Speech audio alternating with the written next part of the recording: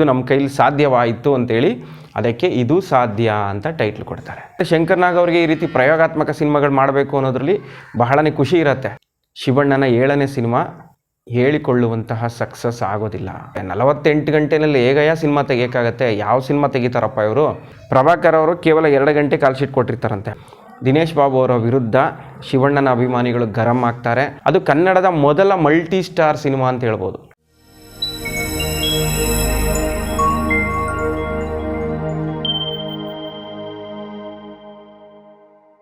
1989ರಲ್ಲಿ ಕನ್ನಡ ಚಿತ್ರರಂಗದಲ್ಲಿ ಒಂದು ಪ್ರಯೋಗಾತ್ಮಕ ಚಿತ್ರ ನಿರ್ಮಾಣವಾಗುತ್ತೆ.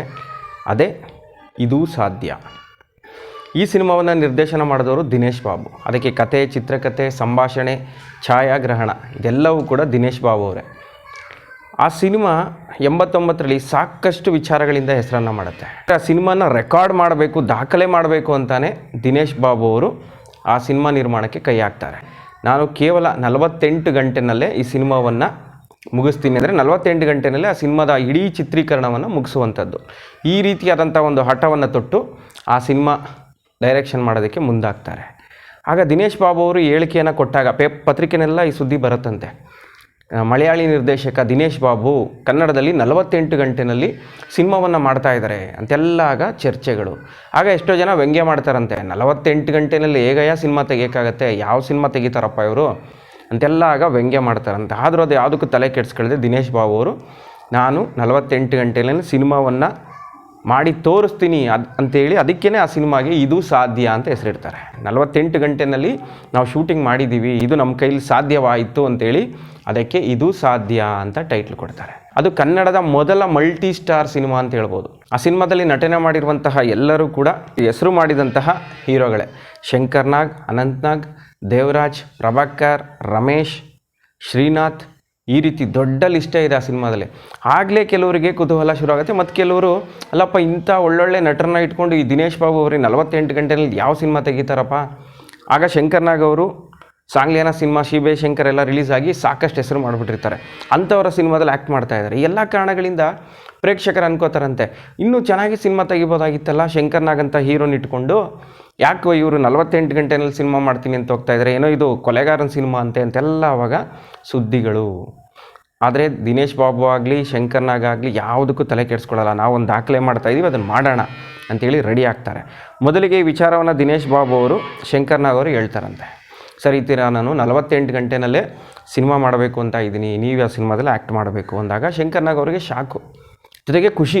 ಯಾಕಂದರೆ ಶಂಕರ್ ನಾಗ್ ಅವರಿಗೆ ಈ ರೀತಿ ಪ್ರಯೋಗಾತ್ಮಕ ಸಿನಿಮಾಗಳು ಮಾಡಬೇಕು ಅನ್ನೋದ್ರಲ್ಲಿ ಬಹಳನೇ ಖುಷಿ ಇರುತ್ತೆ. ಹೀಗಾಗಿ ಶಂಕರ್ ನಾಗ್ ಅವರು ಖುಷಿಯಿಂದ ಮಾಡಿರಿ, ನಮ್ಮ ಸಪೋರ್ಟ್ ಇದ್ದೇ ಇರುತ್ತೆ ಅಂತೇಳಿ ಬೆನ್ನು ತಟ್ಟಿ ಅವರಿಗೆ ಕಾಲ್ ಶೀಟ್ ಕೊಡ್ತಾರೆ. ಆಗ ಆ ಸಿನಿಮಾಗೆ ಕಾಲ್ ಶೀಟ್ ಕೊಟ್ಟಿದ್ದು ಯಾವ ರೀತಿ? ಗಂಟೆಗಳ ಲೆಕ್ಕದಲ್ಲಿ ಎಲ್ಲ ಹೀರೋಗಳು. ಪ್ರಭಾಕರ್ ಅವರು ಕೇವಲ 2 ಗಂಟೆ ಕಾಲ್ ಶೀಟ್ ಕೊಟ್ಟಿರ್ತಾರಂತೆ. ಆಗ ಸಾಕಷ್ಟು ಸಿನಿಮಾಗಳಿರುತ್ತಂತೆ ಪ್ರಭಾಕರ್ ಅವರಿಗೆ. ಆದರೆ ಅವರು 2 ಗಂಟೆ ಕಾಲ್ ಶೀಟ್ ಕೊಟ್ಟು ನೀವು ಶೂಟಿಂಗ್ ಎಲ್ಲ ಮುಗಿಸ್ಕೋಬೇಕು ಅಂತೇಳಿ ಅವ್ರ ಪೋರ್ಷನ್ನ ಕೇವಲ 2 ಗಂಟೆನಲ್ಲೇ ಮುಗಿಸ್ಕೋತಾರೆ ದಿನೇಶ್ ಬಾಬು ಅವರು. ಇನ್ನು ಶಂಕರ್ ನಾಗ್ ಅವ್ರಿಗೆ ಹೇಳಿದಾಗ ಶಂಕರ್ ನಾಗ್ ಅವರು, ನಾನು ಎಷ್ಟೇ ಸಿನಿಮಾ ಇದ್ದರೂ ನಾನು ಸಂಪೂರ್ಣವಾಗಿ ನಿಮ್ಮ ಸಿನಿಮಾಗೆ ಸಪೋರ್ಟ್ ಮಾಡ್ತೀನಿ, ಯಾವ ರೀತಿ ಬೇಕು ಆ ರೀತಿ ಚಿತ್ರೀಕರಣ ಮಾಡ್ಕೊಳ್ಳಿ ಅಂತೇಳಿ ಫುಲ್ ಸಪೋರ್ಟ್ ಕೊಡ್ತಾರೆ. ಮತ್ತು ಆ 2 ದಿನ ಶಂಕರ್ ನಾಗ್ ಅವ್ರ ಮನೇಲಿ ಉಳ್ಕೊಳ್ಳೋದೇ ಯಾವ ರೀತಿ ತೆಗಿತಾರೆ ಇವ್ರಿಗೆ 48 ಗಂಟೆನಲ್ಲಿ ಅಂತೇಳಿ ಆ ಶೂಟಿಂಗ್ ಸ್ಪಾಟಲ್ಲೇ ಇರ್ತಿದ್ರಂತೆ. ಶಂಕರ್ ನಾಗ್ ಅವರಿಗೆ 2ನೇ ದಿನ ಇದ್ದದ್ದು ಅವರ ಪೋರ್ಷನ್ ಶೂಟಿಂಗ್ ಮಾಡಬೇಕು ಅಂತ. ಆದರೆ ಶಂಕರ್ ನಾಗ್ ಅವ್ರಿಗೆ ಏನೋ ಒಂದು ಕುತೂಹಲ, ಯಾವ ರೀತಿ ತೆಗಿತಾರಪ್ಪ ಇವ್ರು 48 ಗಂಟೆನಲ್ಲಿ ಅಂತೇಳಿ ಅಲ್ಲೇ ಬಂದು ಶೂಟಿಂಗ್ ಸ್ಪಾಟಲ್ಲೇ ಕೂತ್ಕೊಂಡು ಶೂಟಿಂಗ್ ತೆಗೆಯೋದನ್ನು ನೋಡ್ತಾ ಇದ್ರಂತೆ. ಆ ಸಿನಿಮಾ ಕಂಪ್ಲೀಟಾಗಿ ಶೂಟಿಂಗ್ ಮಾಡಿದ್ದು ಬೆಂಗಳೂರಿನ ಕಂಠೀರವ ಸ್ಟುಡಿಯೋದಲ್ಲಿ. ಫುಲ್ ಆ ಸ್ಟುಡಿಯೋದಲ್ಲೇ ಶೂಟಿಂಗ್. 3 ಕಡೆ ಸೆಟ್ ಹಾಕಿರ್ತಾರಂತೆ. ಒಂದು ಕಡೆ ಹಾಸ್ಪಿಟಲ್ಲು, ಇನ್ನೊಂದು ಕಡೆ ಪಾರ್ಕು, ಇನ್ನೊಂದು ಕಡೆ ಮನೆ, ಮತ್ತೊಂದು ಕಡೆ ಆ ಸಿನಿಮಾದಲ್ಲಿ ರಂಗಮಂದಿರ ಇರುತ್ತೆ ನೋಡಿ, ಕಲಾವಿದರ ನಾಟಕದ ರಿಹರ್ಸಲ್ ಮಾಡ್ತಿರ್ತಾರಲ್ಲ ಅದು ಆ ರೀತಿ ಸೆಟ್ಟಿಂಗು. ಆ ಸ್ಟುಡಿಯೋದಲ್ಲೇ ಇಡೀ ಸಿನಿಮಾದ ಶೂಟಿಂಗ್ ಕಂಪ್ಲೀಟ್ ಆಗುತ್ತೆ. ಮತ್ತು ಕನ್ನಡಕ್ಕೆ ರೇವತಿಯವರು ಮೊದಲ ಬಾರಿ ಕನ್ನಡ ಸಿನಿಮಾದಲ್ಲಿ ಅಭಿನಯವನ್ನು ಮಾಡ್ತಿರ್ತಾರೆ. ಮಹಾಲಕ್ಷ್ಮಿ ಅವರು ಹೀರೋಯಿನ್ನು. ಇದೆಲ್ಲ ಕಾರಣಗಳಿಂದ ಆ ಸಿನಿಮಾ ಸ್ವಲ್ಪ ಕುತೂಹಲ ಸೃಷ್ಟಿ ಮಾಡುತ್ತೆ. ಸಾಕಷ್ಟು ಜನ ಹೀರೋಗಳು ಮಾಡ್ತಾ ಇದ್ದಾರೆ. ರೇವತಿ ಅನ್ನೋ ಪ್ರತಿಭಾನ್ವಿತ ನಟಿ ಕನ್ನಡದಲ್ಲಿ ನಟಿಸ್ತಾ ಇದ್ದಾರೆ. ಈ ಮಲಯಾಳಿ ನಿರ್ದೇಶಕ ದಿನೇಶ್ ಬಾಬು ಅವರು 48 ಗಂಟೆನಲ್ಲಿ ಸಿನಿಮಾ ಮಾಡ್ತಾ ಇದ್ದಾರೆ. ಯಾವ ರೀತಿ ಇದೆಯಪ್ಪ ನೋಡೋಣ ಅಂಥೇಳಿ ಕನ್ನಡ ಚಿತ್ರಪ್ರೇಮಿಗಳು ಕಾಯ್ತಾ ಇರ್ತಾರೆ. ಮತ್ತು ಆ ಸಿನಿಮಾ ಅಂದ್ಕೊಂಡಾಗೆ 48 ಗಂಟೆನಲ್ಲಿ ಶೂಟಿಂಗ್ ಕಂಪ್ಲೀಟ್ ಆಗೋದಿಲ್ಲ, ಅದಕ್ಕೆ ಬದಲಾಗಿ 36 ಗಂಟೆನಲ್ಲೇ ಸಿನಿಮಾ ಕಂಪ್ಲೀಟ್ ಆಗುತ್ತೆ. ಆದರೆ ಅವ್ರು ಅನೌನ್ಸ್ ಮಾಡಿಬಿಟ್ಟಿರ್ತಾರಲ್ಲ 48 ಗಂಟೆ ಅಂತ, ಹೀಗಾಗಿ ಅದನ್ನು 48 ಗಂಟೆ ಅಂತಾನೆ ಲೆಕ್ಕ ತಗೊಳ್ತಾರೆ. ಆದರೆ ಅದು 36 ಗಂಟೆನಲ್ಲೇ ಶೂಟಿಂಗ್ ಕಂಪ್ಲೀಟ್ ಆಗುವಂಥದ್ದು. ಸಿನಿಮಾ ಶೂಟಿಂಗ್ 36 ಗಂಟೆ ಆಗುತ್ತೆ. ಆನಂತರ ಅದು ರೆಕಾರ್ಡಿಂಗು ಮಿಕ್ಸಿಂಗ್ ಎಲ್ಲ ಸೇರಿ 1 ತಿಂಗಳಲ್ಲಿ ಆ ಸಿನಿಮಾ ತಯಾರಾಗುತ್ತೆ. ಚಂದುಲಾಲ್ ಜೈನ್ ಅವರು ಆ ಸಿನಿಮಾದ ಪ್ರೊಡ್ಯೂಸರು. ಸಂಗೀತ ನಿರ್ದೇಶಕರು ದಿನೇಶ್ ಬಾಬು ಅವರ ಫೇವ್ರೇಟ್ ವಿಜಯಾನಂದ್ ಎಂಥ ಅದ್ಭುತವಾದ ಸಂಗೀತ ನಿರ್ದೇಶಕರು ಅಂತ ಅವರ ಟ್ಯೂನ್ಗಳನ್ನು ನೋಡಿದ್ರೆ ಗೊತ್ತಾಗುತ್ತೆ. ಭಾಳ ಡಿಫ್ರೆಂಟಾಗಿರ್ತಿತ್ತು ಅವರ ಟ್ಯೂನ್ಗಳು. ಆ ಸಿನಿಮಾದಲ್ಲೂ ಕೂಡ ಅವರು ಡಿಫ್ರೆಂಟಾಗಿ ಮ್ಯೂಸಿಕನ್ನು ಕೊಟ್ಟಿರ್ತಾರೆ. ಆ ಸಿನಿಮಾ ಚೈನೀಸ್ನ ಸ್ಟೇಜ್ ಫ್ರೈಟ್ ಅನ್ನೋ ಒಂದು ಸಿನಿಮಾದ ಇನ್ಸ್ಪಿರೇಷನ್ ಮೇಲೆ ಕಥೆಯನ್ನು ರೆಡಿ ಮಾಡ್ತಾರೆ. ಆ ಕಥೆಯಲ್ಲಿ ಒಬ್ಬ ಕೊಲೆಗಾರ ಅಂದರೆ ಅವನು ಸೈಕೋ, ಅವನು ಎಲ್ಲರನ್ನೂ ಸಾಯಿಸ್ತಾ ಬರೋದು, ಕೂತ್ಕೊಂಡು ಒಂದೊಂದು ಕಡೆ ಅವ್ರನ್ನೆಲ್ಲ ಸಾಯಿಸ್ತಾ ಬರೋದು. ಯಾಕಂದರೆ ಅವನನ್ನು ಏನಾದರೂ ನೋಡಿಬಿಟ್ಟು ಏನಿಷ್ಟು ಕ್ರೂರವಾಗಿದ್ದಾನೆ ಅಂತ ಯಾರು ಕಮೆಂಟ್ ಮಾಡಿಬಿಟ್ರೆ ಅವರನ್ನು ಕೊಲೆ ಮಾಡದೆ ಬಿಡುವಂಥವನಲ್ಲ. ಹಾಸ್ಪಿಟ್ಲಲ್ಲಿ ಅವನ್ನ ಅಡ್ಮಿಟ್ ಮಾಡಿರ್ತಾರೆ, ಅವನೊಬ್ಬ ಕೈದಿ. ಆಗ ಅಲ್ಲಿ ಆ ಸಿನಿಮಾದ ನಾಯಕಿಯರು ಮಹಾಲಕ್ಷ್ಮಿ ಮತ್ತು ರೇವತಿ ಅವರಿಬ್ಬರು ಅವನನ್ನು ನೋಡಿ ಏನಿಷ್ಟು ಕ್ರೂರವಾಗಿದ್ದಾನೆ ಅಂತ ಹೇಳ್ಬಿಡ್ತಾರೆ. ಅದು ಅವನಿಗೆ ಕೋಪ ತರಿಸ್ಬಿಡತ್ತೆ. ಅವನು ಯಾವಾಗ ಅವನ ಮುಖ ನೋಡಿ ಕಮೆಂಟ್ ಮಾಡ್ತಾರೋ ಅವ್ರನ್ನ ಬಿಡಲ್ಲ, ಅವ್ರನ್ನ ಸಾಯಿಸೋ ತನಕ ಬಿಡಲ್ಲ. ಅಲ್ಲಿಂದ ಹಾಸ್ಪಿಟ್ಲಿಂದ ತಪ್ಪಿಸ್ಕೊಂಡು ಇವ್ರನ್ನ ಫಾಲೋ ಮಾಡ್ಕೊಂಡಿದ್ರೆ ಇವ್ರ ಕಾರಲ್ಲೇ ಕೂತ್ಕೊಂಡು ಅವನು ಅವರ ಜಾಗ ಶೂಟಿಂಗ್ ನಡೀತಾ ಇರುತ್ತಲ್ಲ ಕಂಠೀರವ ಸ್ಟುಡಿಯೋ, ಆ ಜಾಗ ಕೊಟ್ಟೋಗ್ತಾನೆ. ಅವ್ನು ಬಂದಿರೋದು ಇವ್ರಿಗೆ ಗೊತ್ತಿರಲ್ಲ. ಅವ್ನು ಬಂದು ಒಳಗಡೆ ಸೇರ್ಕೋತಾನೆ. ಅಲ್ಲಿ ಒಬ್ಬೊಬ್ಬರಾಗಿ ಎಲ್ಲರನ್ನೂ ಸಾಯಿಸ್ತಾ ಬರ್ತಾನೆ. ಯಾವ ರೀತಿ ಅಂದರೆ ಆ ಸಿನಿಮಾ ನೋಡಿಲ್ಲದೆ ಇರೋರು ಮೈ ಜುಮ್ ಅನ್ನತ್ತೆ ಮತ್ತು ಭಯ ಆಗ್ಬಿಡುತ್ತೆ. ಆ ಸಿನಿಮಾ ಅಷ್ಟು ಥ್ರಿಲ್ಲಿಂಗಾಗಿ ಆ ಸಿನಿಮಾವನ್ನು ತೆಗೆದಿದ್ದಾರೆ. ಅವನೊಬ್ಬ ಸೈಕೋ ಕಿಲ್ಲರು. ಆ ಸಿನಿಮಾ ದೆವ್ವದ ಸಿನಿಮಾ ಅಲ್ಲ ಅಂತ ಪ್ರತಿಯೊಬ್ಬರಿಗೂ ಗೊತ್ತಿದೆ. ಆದರೂ ಆ ಸಿನಿಮಾವನ್ನು ನೋಡ್ತಾ ಇದ್ದರೆ ಭಯ ಯಾವ ರೀತಿ ಉಟ್ಕೊಳ್ಳುತ್ತೆ ಅಂದರೆ, ಯಾರು ನೋಡಿಲ್ಲೇ ಇರೋರು ಈಗಲೂ ಯೂಟ್ಯೂಬಲ್ಲಿ ಇದೆ ನೋಡಿ. ಆ ಸಿನಿಮಾ ಎಷ್ಟು ಅದ್ಭುತವಾಗಿ ತೆಗೆದಿದ್ದಾರೆ ಅಂದರೆ ಅಷ್ಟು ಭಯ ಆಗುತ್ತೆ. ಆದರೆ ದುರಾದೃಷ್ಟ ಆ ಸಿನಿಮಾ ಬಾಕ್ಸ್ ಆಫೀಸ್ನಲ್ಲಿ ಅಷ್ಟು ಸದ್ದು ಮಾಡೋದಿಲ್ಲ. ಅಷ್ಟು ನಾಯಕ ನಟರಿರ್ತಾರೆ, ಸಿನಿಮಾ ಕೂಡ ಅದ್ಭುತವಾಗಿ ತೆಗೆದಿರ್ತಾರೆ. ಆದರೂ ಆ ಸಿನಿಮಾ ಬಾಕ್ಸ್ ಆಫೀಸ್ನಲ್ಲಿ ಸದ್ದು ಮಾಡೋದಿಲ್ಲ. ಯಾಕೆಂದರೆ ಆ ಟೈಮಲ್ಲಿ ನಮ್ಮ ಕನ್ನಡ ಚಿತ್ರರಂಗದಲ್ಲಿ ಅಂಥ ಸಿನಿಮಾಗಳಿಗೆ ಅಷ್ಟು ರೆಸ್ಪಾನ್ಸ್ ಸಿಗ್ತಾ ಇರಲಿಲ್ಲ. ಈಗ ಆ ಸಿನಿಮಾವನ್ನು ನೋಡ್ತಾ ಇದ್ದರೆ ಏನು ಅದ್ಭುತವಾಗಿದೆಯಪ್ಪ ಅಂತ ಪ್ರತಿಯೊಬ್ಬರು ಹೇಳೋದುಂಟು. ಆ ಸಿನಿಮಾದಲ್ಲಿ ಕೊಲೆಗಾರನ ಪಾತ್ರ ಮಾಡಿದ ನೋಡಿ ಭೀಮನ್ ರಘು, ಅವ್ನು ನೋಡಿದ್ರೆ ಕ್ರೂರಿ ಥರನೇ ಕಾಣ್ತಿರ್ತಾರೆ. ಅವ್ನು ನೋಡಿದ್ರೆ ಭಯ ಆಗಬೇಕು. ಆ ರೀತಿಯ ಸಿನಿಮಾದಲ್ಲಿ ಆತನಿಗೆ ಮೇಕಪ್ ಮಾಡಿರ್ತಾರೆ ಮತ್ತು ಕೂಬೆಯ ಒಂದು ಮುಖವಾಡ ಹಾಕ್ಕೊಂಡು ಅವನೆಲ್ಲರಿಗೂ ಸಾಯಿಸುವಂಥದ್ದು. ಆ ಸಿನಿಮಾ ಹಾರರ್ ಮೂವಿ ಅಲ್ಲದೆ ಇದ್ರೂ ಎದೆ ಜಾಸ್ತಿ ಆಗ್ಬಿಡುತ್ತೆ ಆ ಸಿನಿಮಾವನ್ನು ನೋಡ್ತಾ ಇದ್ದರೆ. ಅಂತಹ ಒಂದು ಅದ್ಭುತ ಸಿನಿಮಾವನ್ನು ದಿನೇಶ್ ಬಾಬು ಕನ್ನಡ ಚಿತ್ರರಂಗಕ್ಕೆ ಕೊಡ್ತಾರೆ. ಮತ್ತು ಶಂಕರ್ ನಾಗ್ ಅವರು ನೋಡಿ, ಆಗ ಅವರು ಉತ್ತುಂಗದಲ್ಲಿದ್ದಂತಹ ಕಾಲ. CBI ಶಂಕರ್, ಸಾಂಗ್ಲಿಯಾನ ಪಾರ್ಟ್ 1 ಇದೆಲ್ಲ ಬಂದು ಅವರಿಗೆ ಸಾಕಷ್ಟು ಹೆಸರು ತಂದುಕೊಟ್ಟಿರುತ್ತೆ. ಆದರೂ ಕೂಡ ಅವರು ಇಂತಹ ಸಿನಿಮಾದಲ್ಲಿ ಆ್ಯಕ್ಟ್ ಮಾಡಿ ಒಬ್ಬ ಪ್ರಯೋಗಾತ್ಮಕ ನಿರ್ದೇಶಕನಿಗೆ ನಾವು ಸಪೋರ್ಟ್ ಮಾಡಬೇಕು ಅಂತೇಳಿ ಆ ಥರ ಬೆನ್ನು ತಟ್ಟಿ ಆ ಸಿನಿಮಾದಲ್ಲಿ ನಟನೆಯನ್ನು ಮಾಡ್ತಾರೆ. ಅದು ಕೂಡ ಆಗ ಮೆಚ್ಚುಗೆಗೆ ಪಾತ್ರವಾಗುತ್ತೆ. ಬೆಂಗಳೂರಿನಲ್ಲದ ಅಪರ್ಣ ಚಿತ್ರಮಂದಿರದಲ್ಲಿ ರಿಲೀಸ್ ಆಗಿರುತ್ತೆ.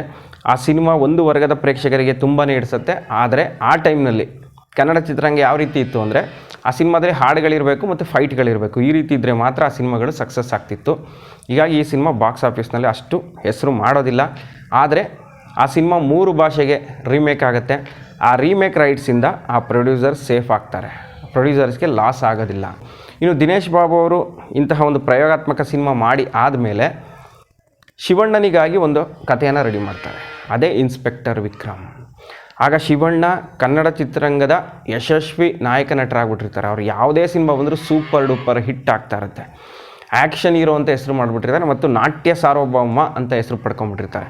ಶಿವಣ್ಣನಿಗಾಗಿ ಒಂದು ಕಥೆಯನ್ನು ರೆಡಿ ಮಾಡ್ತಾರೆ, ಅದು ಇನ್ಸ್ಪೆಕ್ಟರ್ ವಿಕ್ರಮ್. ಈ ಸಿನಿಮಾದಲ್ಲಿ ನಾನು ಶಿವಣ್ಣನ ಡಿಫ್ರೆಂಟಾಗಿ ತೋರಿಸ್ಬೇಕು ಅಂತೇಳಿ ಕಾಮಿಡಿ ಸಿನಿಮಾ ಕಥೆಯನ್ನು ಆಯ್ಕೆ ಮಾಡ್ಕೋತಾರೆ. ಇದನ್ನು ಶಿವಣ್ಣನಿಗೆ ದಿನೇಶ್ ಬಾಬು ಅವರು ಕತೆ ಹೇಳಿದಾಗ ಶಿವಣ್ಣನಿಗೂ ಅದು ಇಷ್ಟ ಆಗಿಬಿಡುತ್ತೆ. ಇದು ಚೆನ್ನಾಗಿದೆ, ಮಾಡ್ಬೋದು, ಸ್ವಲ್ಪ ಡಿಫ್ರೆಂಟ್ ಆಗಿದೆ, ನಾನು ಒಂದೇ ಥರ ಮಾಡಿಬಿಡ್ತಾ ಇದ್ದೀನಿ, ಮಾಡೋಣ ಅಂತ ಹೇಳ್ತಾರೆ. ಅದನ್ನು ಹೋಗಿ ಶಿವಣ್ಣ ಮನೇಲಿ ಹೇಳಿದಾಗ ಉದಯ್ ಶಂಕರ್ ಅವರು ದಿನೇಶ್ ಬಾಬು ಅವ್ರನ್ನ ಕರೆಸ್ತಾರಂತೆ. ದಿನೇಶ್ ಬಾಬು ಅವರು ಉದಯ್ ಶಂಕರ್ ಅವ್ರ ಹತ್ರ ಸಿನಿಮಾ ಕತೆ ರೀಡಿಂಗ್ ಕೊಡ್ತಾರೆ. ಆಗ ಉದಯ್ ಶಂಕರ್ ಅವರು ಸ್ವಲ್ಪ ಚೇಂಜ್ ಮಾಡಿಸ್ತಾರೆ, ಚಿತ್ರಕಥೆನ ಚೇಂಜ್ ಮಾಡಿಸಿ ಸ್ಕ್ರಿಪ್ಟೆಲ್ಲ ರೆಡಿಯಾಗಿ ಇನ್ಸ್ಪೆಕ್ಟರ್ ವಿಕ್ರಮ್ ಮಾಡಬೇಕು ಅಂತ ಆಗುತ್ತೆ. ಅದು 89ರಲ್ಲೇ ಆ ಸಿನಿಮಾ ಶೂಟಿಂಗ್ ಶುರುವಾಗುತ್ತೆ. 89ರಲ್ಲೇ ಇನ್ಸ್ಪೆಕ್ಟರ್ ವಿಕ್ರಮ್ ಕೂಡ ರಿಲೀಸ್ ಆಗುತ್ತೆ. ಆದರೆ ಇನ್ಸ್ಪೆಕ್ಟರ್ ವಿಕ್ರಮ್ ಶಿವಣ್ಣನ 7ನೇ ಸಿನಿಮಾ ಹೇಳಿಕೊಳ್ಳುವಂತಹ ಸಕ್ಸಸ್ ಆಗೋದಿಲ್ಲ. ಇನ್ಸ್ಪೆಕ್ಟರ್ ವಿಕ್ರಮ್ ಅಂತ ಟೈಟ್ಲು ನೋಡ್ತಿದ್ದಾಗೇ ಅಭಿಮಾನಿಗಳ ಮನಸ್ಸಲ್ಲಿ ಏನೋ ಒಂದು, ಇನ್ಸ್ಪೆಕ್ಟರ್ ಇದರಲ್ಲಿ ಶಿವಣ್ಣ ಫೈಟಿಂಗ್ ಸೂಪರ್ ಆಗಿರುತ್ತೆ, ಅದ್ಭುತವಾಗಿರುತ್ತೆ, ಕ್ಲೈಮ್ಯಾಕ್ಸ್, ಈ ಥರ ಎಲ್ಲ ಅವರವರೇ ಏನೇನೋ ಲೆಕ್ಕಾಚಾರ ಹಾಕ್ಬಿಟ್ಟಿರ್ತಾರೆ. ಆದರೆ ಆ ಸಿನಿಮಾದಲ್ಲಿ ಸಾಹಸ ದೃಶ್ಯಗಳಿಗೆ ಅವಕಾಶನೇ ಇರೋದಿಲ್ಲ. ಶಿವಣ್ಣನ ಫುಲ್ಲು ಕಾಮಿಡಿ ರೋಲ್ನಲ್ಲಿ ತೋರಿಸ್ಬಿಟ್ಟಿರ್ತಾರೆ. ಇದು ಅಭಿಮಾನಿಗಳಿಗೆ ತಡ್ಕೊಳ್ಳೋದಕ್ಕಾಗಲ್ಲ. ಎಂತೆಂಥ ಸಿನಿಮಾ ಕೊಟ್ಟರು ಶಿವಣ್ಣ, 6 ಅದ್ಭುತವಾದ ಸಿನಿಮಾಗಳನ್ನ ಕೊಟ್ಟಿದ್ರು.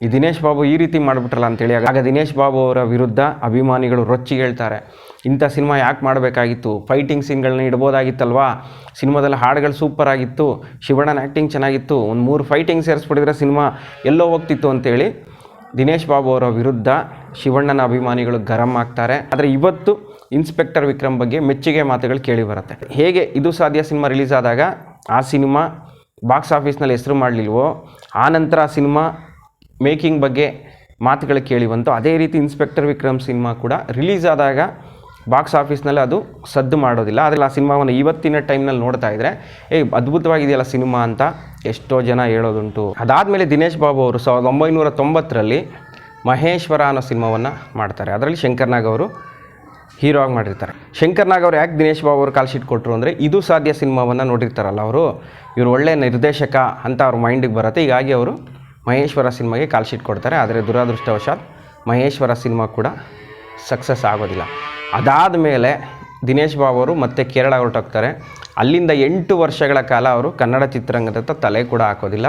97ರಲ್ಲಿ ಅಮೃತವರ್ಷಿಣಿ ಮೂಲಕ ಮತ್ತೊಮ್ಮೆ ಕನ್ನಡ ಚಿತ್ರರಂಗಕ್ಕೆ ಎಂಟ್ರಿ ಆಗ್ತಾರೆ. ಈ ರೀತಿ ದಿನೇಶ್ ಬಾಬು ಅವರು 89ರಲ್ಲಿ ಇದು ಸಾಧ್ಯ ಮತ್ತು ಇನ್ಸ್ಪೆಕ್ಟರ್ ವಿಕ್ರಮ್ ಎರಡೂ ಕೂಡ ಒಂದು ರೀತಿ ಪ್ರಯೋಗಾತ್ಮಕ ಸಿನಿಮಾ ಅಂತ ಹೇಳ್ಬೋದು. ಆ 2 ಸಿನಿಮಾಗಳನ್ನು ಮಾಡ್ತಾರೆ. ಆ 2 ಸಿನಿಮಾಗಳು ಬಾಕ್ಸ್ ಆಫೀಸ್ನಲ್ಲಿ ಸಕ್ಸಸ್ ಆಗೋದಿಲ್ಲ, ಆದರೆ ಅವರಿಗೆ ಹೆಸರನ್ನು ತಂದುಕೊಡುತ್ತೆ. ಆದರೆ ಅದರ ಹಿಂದಿನ ವರ್ಷ 88ರಲ್ಲಿ ಬಂದಿದ್ದಂತಹ ಸುಪ್ರಭಾತ ದಿನೇಶ್ ಬಾಬು ಅವರಿಗೆ ಒಳ್ಳೆ ಬ್ರೇಕ್ ಕೊಡ್ತು ನಮ್ಮ ಕನ್ನಡ ಚಿತ್ರರಂಗದಲ್ಲಿ ಅಂತ ಹೇಳ್ಬೋದು. ಸುಪ್ರಭಾತ ಹಲವು ಕೇಂದ್ರಗಳಲ್ಲಿ 100 ಡೇಸನ್ನು ಪ್ರದರ್ಶನವಾಗಿರುತ್ತೆ. ಅದಾದ ನಂತರ ಅಮೃತವರ್ಷಿಣಿ ಮೂಲಕ ಕನ್ನಡ ಚಿತ್ರರಂಗಕ್ಕೆ ಬಂದು ಅಲ್ಲಿಂದ ಹಲವು ಹಿಟ್ ಸಿನಿಮಾಗಳನ್ನು ಕೊಡ್ತಾರೆ.